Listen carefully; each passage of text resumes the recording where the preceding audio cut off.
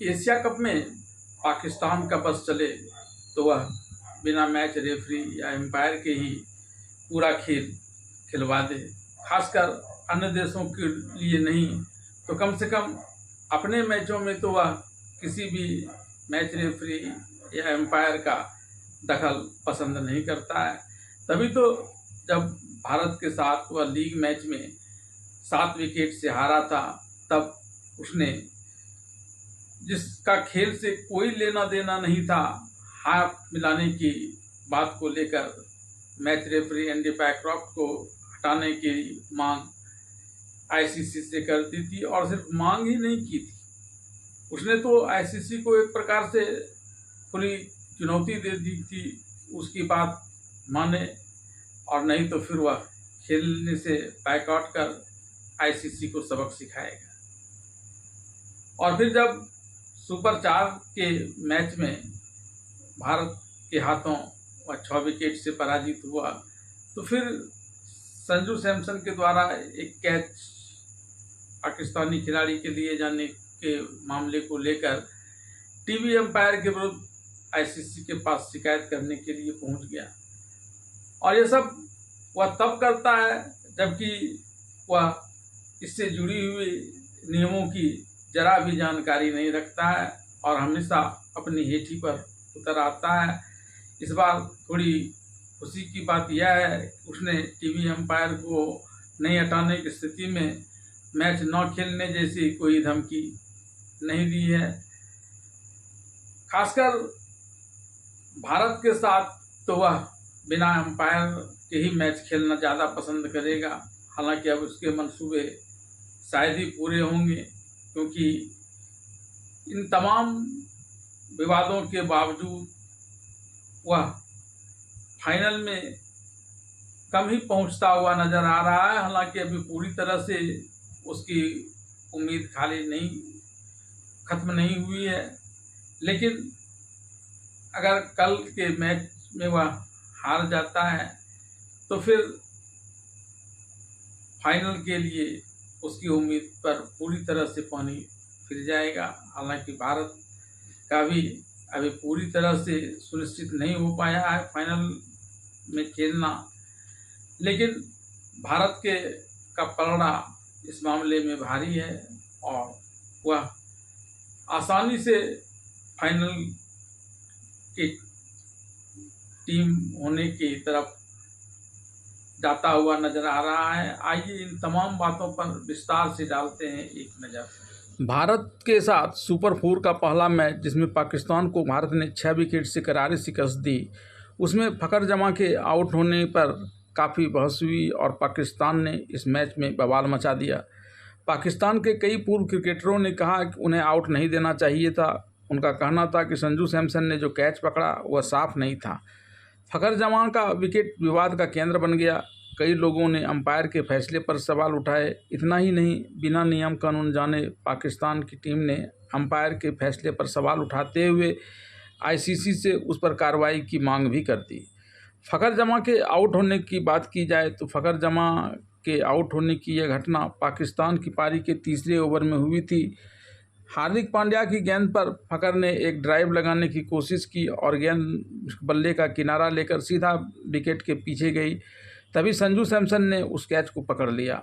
On field umpire ने इस फैसले को तीसरे अंपायर के पास भेज दिया। रिप्ले में देखने को मिला कि गेंद नीचे रही और सैमसन के दस्ताने ज़मीन पर थे। उनका बायां घुटना ज़मीन को छू रहा था।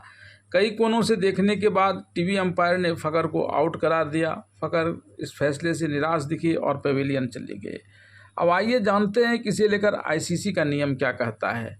1 जून 2023 से सॉफ्ट सिग्नल का नियम खत्म कर दिया गया है, इसलिए फखर के फैसले को तीसरे अंपायर के पास भेजने पर इसकी ज़रूरत नहीं थी। इस बीच अंपायरों द्वारा परामर्श से संबंधित नियम 31(6) कहता है कि प्रत्येक अंपायर अपने अधिकार क्षेत्र के मामलों पर अपील का जवाब देगा।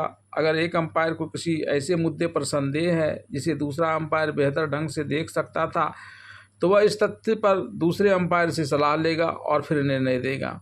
यदि परामर्श के बाद भी संदेह बना रहता है तो निर्णय नॉट आउट माना जाएगा। यह अंपायर के लिए एक कठिन फैसला था, लेकिन नियमों के अनुसार यह सही था। एमसीसी के क्रिकेट नियमों 33-2-2-1 कहता है कि गेंद को फील्डर के हाथ या हाथों में माना जाता है, भले ही गेंद को पकड़े हुए उसके हाथ ज़मीन को छूते हों, शरीर से चिपके हों, फील्डर के बाहरी सुरक्षात्मक उपकरण में फंस गए हों या गलती से फील्डर के कपड़ों में फंस गए हों। अब बात सुपर 4 के बाकी मैच के आधार पर विभिन्न देशों के फाइनल में पहुंचने की संभावना को लेकर करें तो एशिया कप 2025 में अब तक सुपर 4 के 2 धमाकेदार मुकाबले खेले जा चुके हैं, जिसमें से एक मैच भारत और पाकिस्तान की टीम के बीच हुआ था, जिसमें भारत की जीत रही। सुपर 4 में पाकिस्तान की शुरुआत अच्छी नहीं रही, भारत ने उसे 6 विकेट से हरा दिया। इस हार के बावजूद पाकिस्तान के फाइनल में पहुंचने की उम्मीद अभी खत्म नहीं हुई है, क्योंकि यह मैच नॉकआउट नहीं था बल्कि राउंड रोबिन सुपर 4 फॉर्मेट का था। अब बात वर्तमान स्थिति में, जबकि सुपर 4 के अब तक 2 मैच हो गए हैं, इसके बाद सुपर 4 के सिनेरियो की करें तो भारत ने तो पाकिस्तान को हराकर फाइनल में जगह बनाने की ओर एक कदम आगे बढ़ा दिया है, लेकिन अब सलमान आगा के नेतृत्व वाले पाकिस्तान की टीम को फाइनल में पहुंचने के लिए बाकी बचे सभी मैच जीतने होंगे, तभी वे सूर्य कुमार यादव की टीम से तीसरी बार इस टूर्नामेंट में खेल पाएंगे। पाकिस्तान का अगला मुकाबला मंगलवार को श्रीलंका से है। श्रीलंका ने एशिया कप के ग्रुप बी में अपने तीनों मैच जीते थे। उन्होंने बांग्लादेश, अफगानिस्तान और हांगकांग को हराया था, लेकिन सुपर 4 के अपने पहले मैच में उसे बांग्लादेश से हार का सामना करना पड़ा। पाकिस्तान को हर हाल में श्रीलंका को हराना होगा। अगर पाकिस्तान ऐसा नहीं कर पाता है तो टूर्नामेंट से उसका बाहर होना लगभग पक्का हो जाएगा।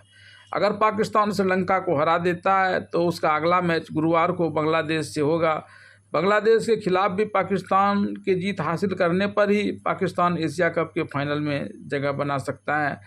फाइनल रविवार को खेला जाएगा। यह भी ध्यान रखना ज़रूरी है कि बांग्लादेश और श्रीलंका भी फाइनल की दौड़ में है। बांग्लादेश ने तो सुपर 4 का पहला ही मैच जीत लिया है और भारत के बाद अभी सबसे अच्छी स्थिति में है।